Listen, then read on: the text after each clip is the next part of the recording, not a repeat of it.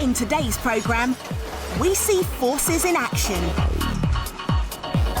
We're jumping from a plane, visiting the skate park, Carol's investigating mussels, and we're sliding on snow in Science Tube.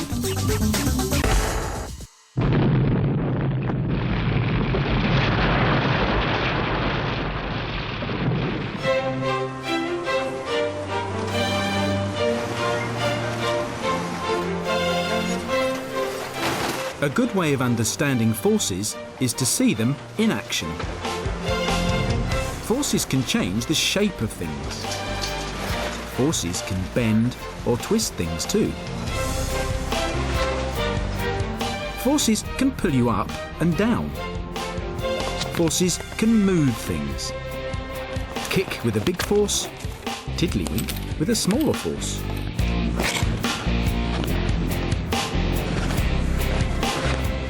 Forces make things move and stop them from moving.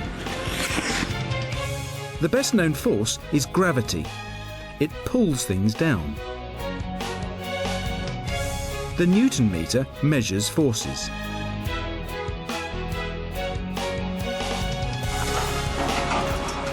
Forces are in action, around us, all day, every day.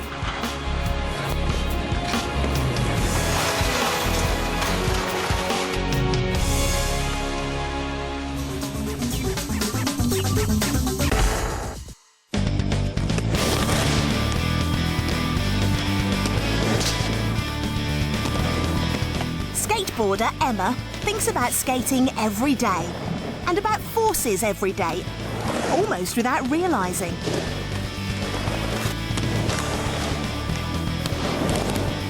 It all looks simple when you're this experienced, but when you start, it's a real challenge. So understanding forces can take you from this to a flying blur of acrobatics.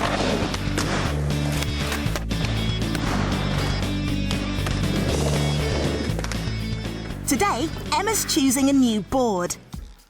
So, looking at the basics, she needs two things: something to stand on and something to ride on. Parts that take us to the extremes of friction. You stand on this, the deck. It's made of flexible wood. Good for jumping, but very smooth. So pushing off on a board would be almost impossible. You need as much friction as possible between your shoe and the board. This grip tape does exactly that, grips. The rough surface grips the shoes onto the tape.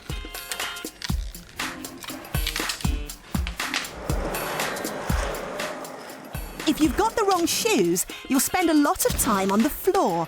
They need to have really flat bottoms. The greater the area of shoe that's in contact with the board, the greater the friction. So friction can be a useful force, and here it needs to be high so your feet stay in contact with the board.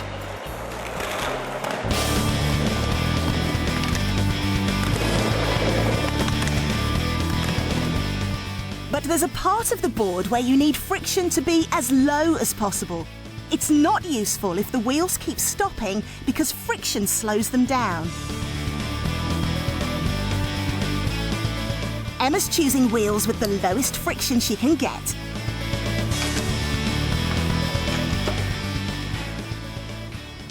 Even so, sometimes the skaters are off the wheels. Emma's waxing the bar. The wax makes a really smooth layer on the top of the metal so that the bar shouldn't catch the bottom of the board. The friction will be reduced. Even so, it's easy to see why this is known as a grind. There's still more friction than when the board's on its wheels. So next time you're ollieing, think of forces.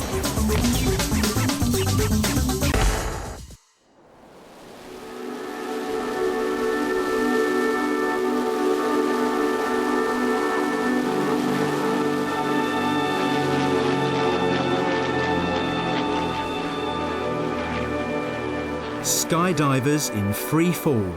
moving through the air at twice the speed of cars on the fastest motorway. They make it look graceful and elegant. But all that stands between them and certain death is the science of forces. They're falling because of gravity. This force attracts the skydivers towards the Earth.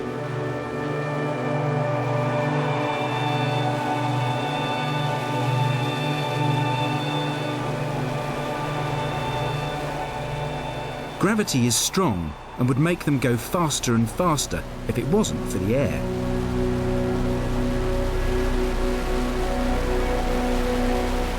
The air rushing past them is far louder than on the windiest day on the ground. At these speeds, the air pushes back quite hard. It's another force, air resistance. Air resistance is another force pushing them in the other direction. But it's not enough to slow them down to land safely. That's where this comes in. It's a parachute designed to catch the air.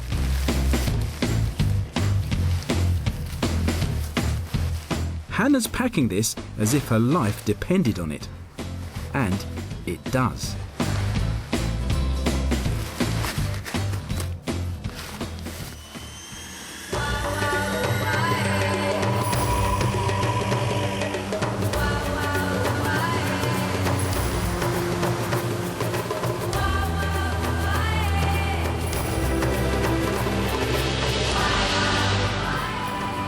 As Hannah jumps out of the plane, gravity takes over and she goes faster and faster. Eventually, at about 200 kilometres an hour, air resistance pushes back so hard that she gets no faster. But she won't slow down either. So, it's the moment to find out just how well she's packed that parachute. Perfect. The huge canopy increases the air resistance and slows her down dramatically. Now the pull of gravity and the push of the air are nearly equal at a much lower speed. And Hannah falls back to Earth in perfect safety. Gravity and air resistance, two forces to remember if you jump out of a plane.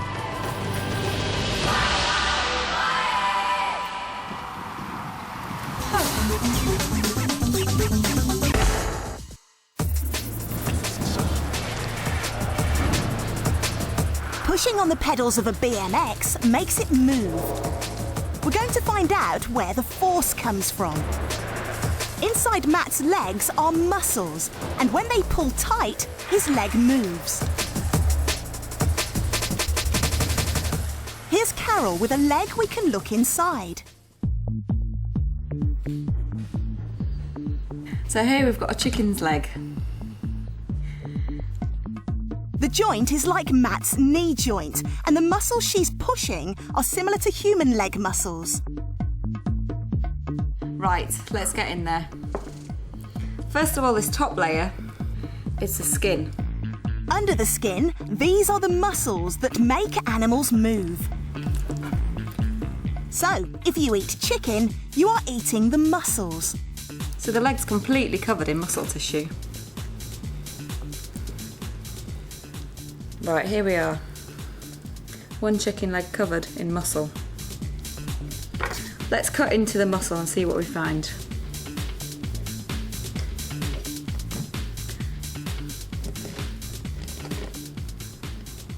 See this white stringy bit? This is called a tendon, and it's what attaches the muscle to the bone. And the tendons are particularly strong and difficult to cut through.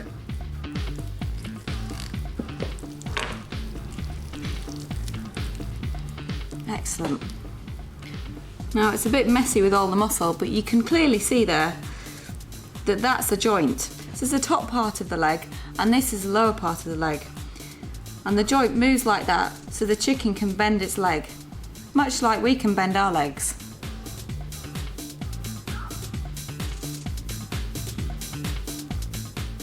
So it's muscles that make the pulling forces that make us move.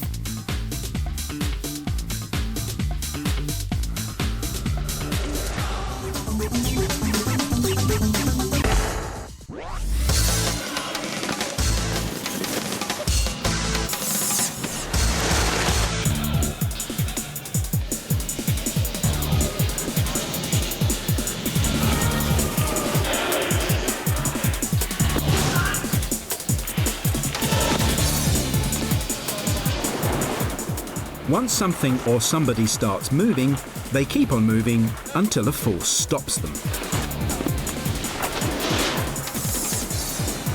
That force could be friction.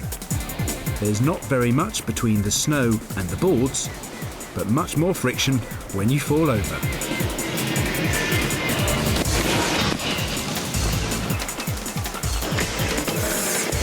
Or at the top of the slope, it could be gravity that stops you.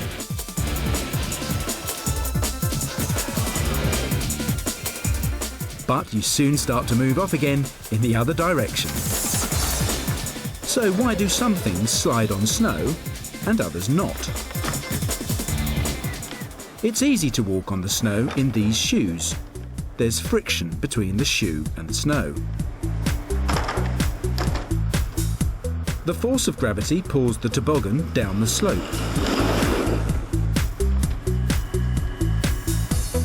It's greater than the force of friction between the snow and the toboggan. But on the toboggan, you can change the friction as you go down. Gemma's putting the brakes on. This makes the metal piece stick into the snow. Now there's a lot of friction between the toboggan and the snow, and Gemma slows down. Gemma and Claire are switching to snowboards. How do snowboards start and stop? The bottom of the snowboard is really smooth. At the top of the slope, Gemma and Claire tilt their boards. This reduces the force of friction between the snow and the board. The force of gravity takes over and pulls them down the slope. The snowboard skims the smooth surface of the snow. Once it has started, there's very little friction to slow it down, so they glide to the bottom. To try again, you have to overcome the force of gravity using the lift to go uphill.